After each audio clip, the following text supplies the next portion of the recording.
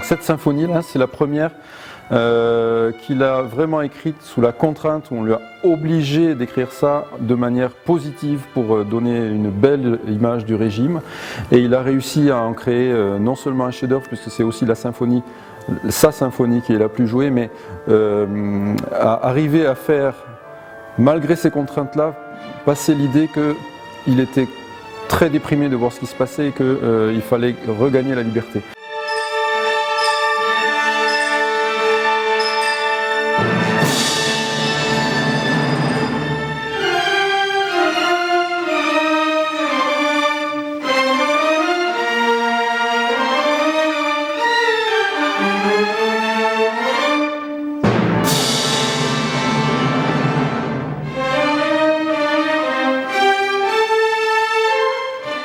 On passe par des états très différents. Alors lui, c'était des états mentaux qu'il décrivait et le régime y a vu la description des grands espaces russes et des plaines désolées. En fait, c'était une autre forme de désolation. Et à la fin, c'est le triomphe de la liberté et pas le triomphe du régime. Et il a réussi à faire avaler aux censeurs que c'était comme ça que la symphonie devait être comprise, mais le public ne s'y est pas trompé. Ce qui lui a occasionné ensuite d'autres soucis pour d'autres œuvres jusqu'à la fin de sa vie.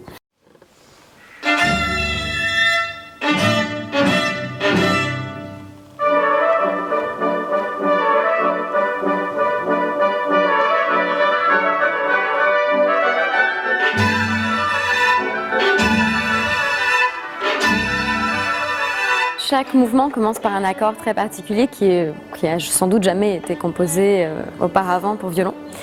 Et avec un très grand écart entre le premier et le quatrième doigt. Et du coup, le violoniste pour qui Stravinsky a écrit le concerto, d'abord, il a dit non, c'est pas possible de faire cet accord au violon, c'est un trop grand écart. Et puis il est rentré chez lui. Finalement, il a vu que c'était possible et du coup, Stravinsky était tout content parce que c'est quand même un accord, c'est un intervalle en fait très particulier qui commence chaque mouvement, donc c'est quand même important. Chaque mouvement est hyper différent en fait. Chaque mouvement a vraiment une atmosphère particulière. Pour moi, c'est la première fois aussi que je joue ce concerto, donc c'est la première fois pour tout le monde.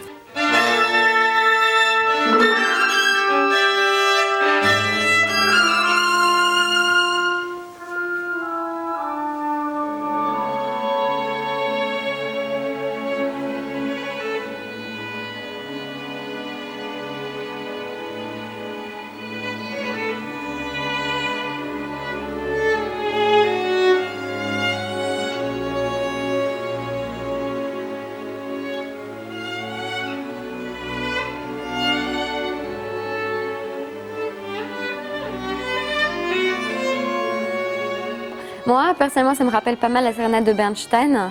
Il y a des motifs un peu similaires, rythmiques.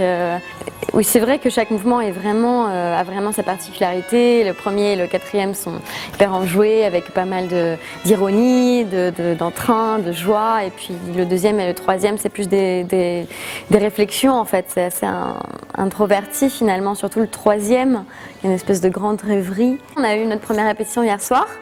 Et ça s'est super bien passé. C'est vrai que c'est un concerto qui est très dur pour orchestre aussi. Donc si l'orchestre n'est pas bien préparé, je pense que c'est difficile. Mais là, c'était juste nickel. Et en plus, j'ai beaucoup de dialogue en fait avec les vents. Donc c'est une espèce de dialogue continu. Et très souvent aussi, j'accompagne l'orchestre. Et donc c'est vrai que s'il n'y a pas de cohésion, c'est un peu difficile. Et là, on s'entend tous très bien. Donc j'espère que ce sera chouette.